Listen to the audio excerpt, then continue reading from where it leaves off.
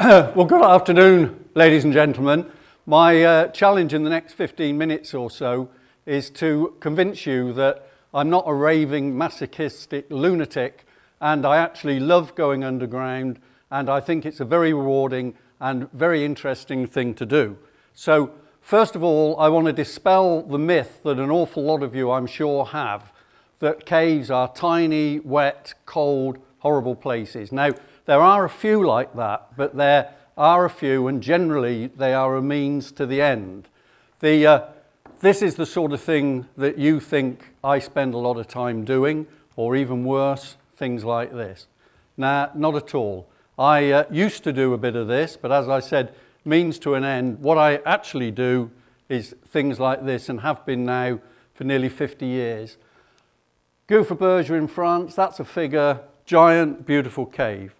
Carlsbad Caverns, New Mexico, in the US, giant, wonderful, beautiful underground cave.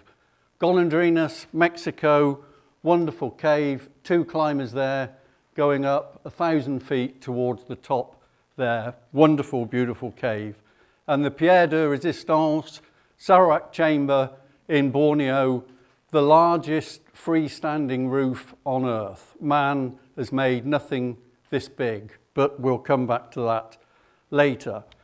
I realized early on in my life that I wanted to be an explorer.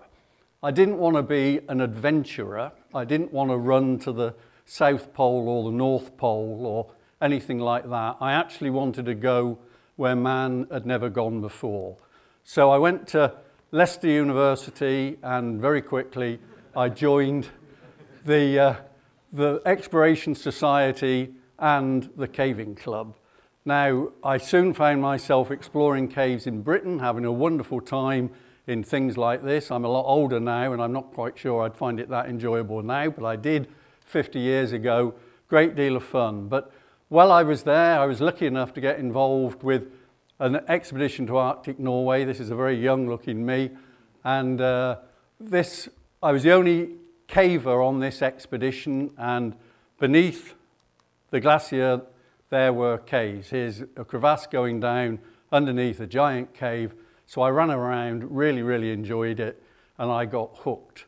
Now, I discovered at this time that the best caving club in the world was at Leeds University, and the National Coal Board offered me the opportunity of doing a second degree and paying me loads of money to go to Leeds University. Now, there was no real choice in that. It had to be done. So I went on and did the second degree at Leeds. I was lucky enough to be involved in a sort of golden age of British cave exploration. And while I was there, my colleagues and I discovered hundreds of miles of Britain, led somewhat by the Brooke brothers, who I think are the 2 human beings who are still living and discovered more of this country than any other people. But what we did every summer was we went abroad and discovered caves in France, and this is the Pierre de Saint-Martin in the French Pyrenees, which at the time was the deepest cave in the world. The culmination of my time at Leeds was graduating and becoming a full-time employee of the National Coal Board, and I then started to work on setting up the biggest caving expedition anybody had ever contemplated, much to the rather distress of the National Coal Board, but I will come back to that in a minute.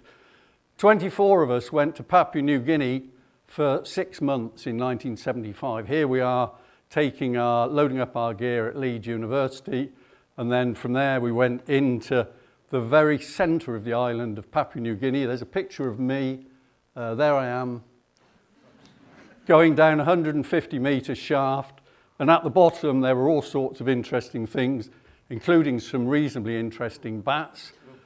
Delicious, but that's another story. When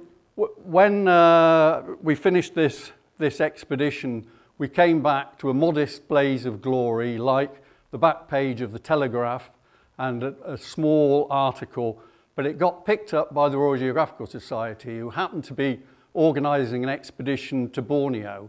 And at some stage in their organisation, they realised there was caves there. So they invited 5 of us to go on this expedition to Sarawak in northern Borneo. And it was a a heaven-made opportunity. There we are flying in by helicopter, and the first cave we see is Deer Cave, which if you go inside and look out, it's 150 metres wide, 150 metres high, and arguably the largest cave passage in the world. This was 1978, there were 5 of us. We romped around having a great deal of fun with the RGS.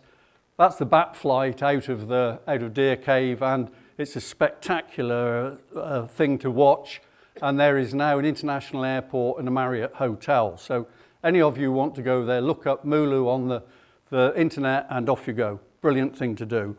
But while we were there, being British cavers, we decided that we also couldn't just explore these huge caves. So there were 1 or 2 small caves with big drafts coming out of the ground. So we went into these. Generally, these drafts led to big passages, and indeed they did. And at this point, I should say that the thing about this is we are the first people who have ever been there. When we walk through these passages, there is 1 set of footprints behind us. Nobody else has ever been there. The cave's been there a long, long time. In addition to that, in these tropical caves, the surface is hot, wet, claustrophobic and noisy with insects and forest. Underground is the opposite, all of that. So it's actually very much more pleasant underground than it is on the surface. This cave also, which we called Wonder Cave, was full of fantastic cave formations like this. This was something new at the time, and I'm going back now 40 years, but it is pretty unusual to get this. Now, I had a little bit of a dilemma coming up because I couldn't carry on like this. Well, one more picture.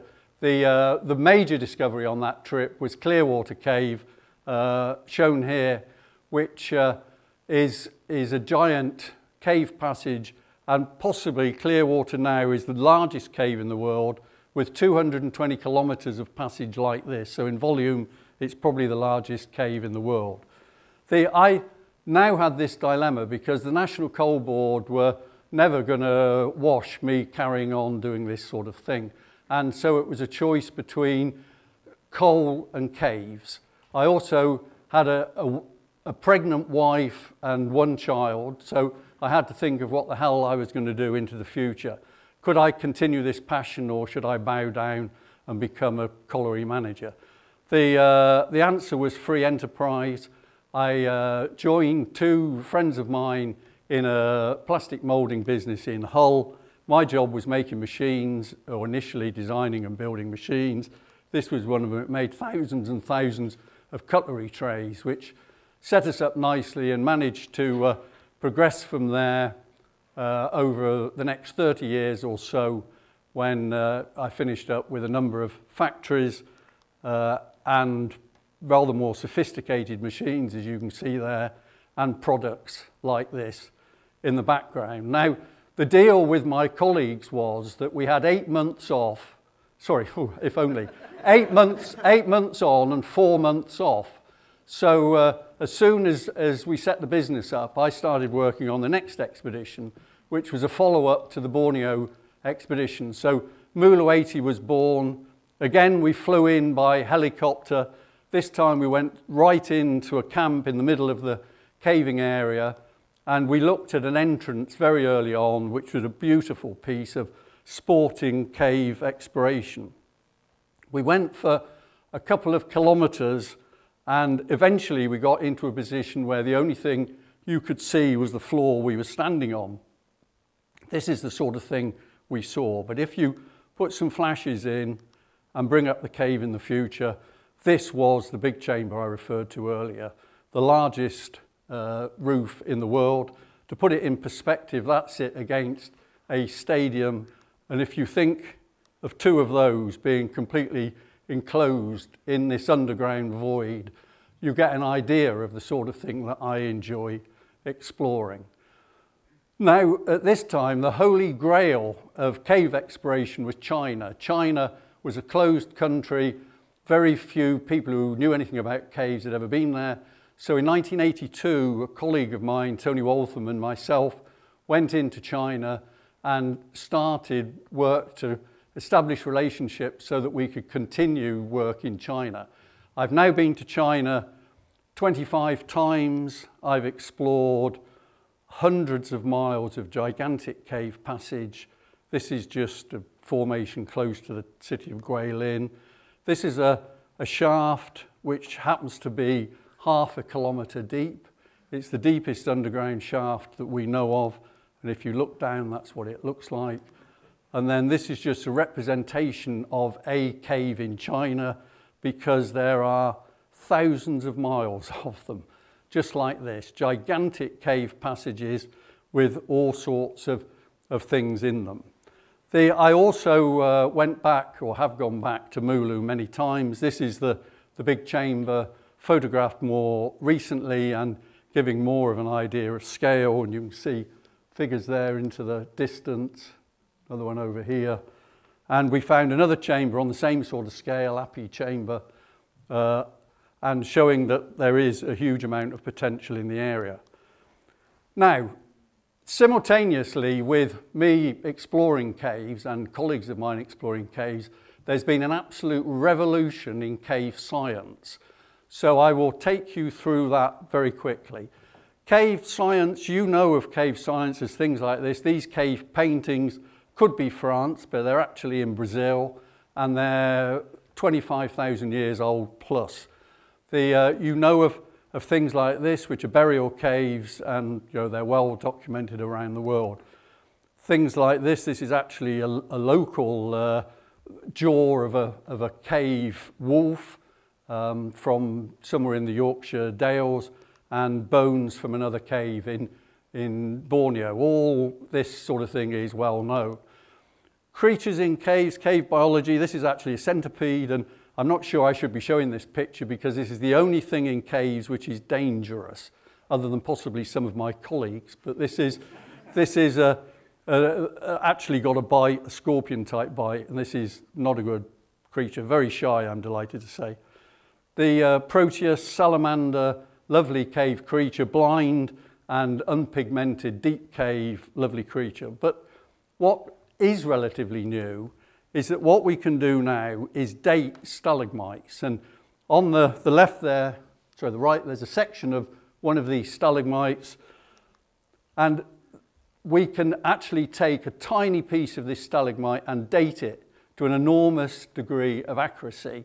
We can look at the water in it, and we can look at the air in the water and say what the climate was like at the time, what the atmosphere was like, what the climate was like, to a huge degree of accuracy, up to 350,000 years ago.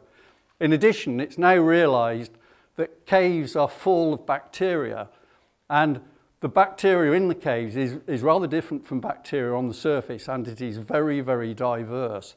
And indeed, in these pockets, in these stalagmites, there is bacteria, and some of that bacteria is living.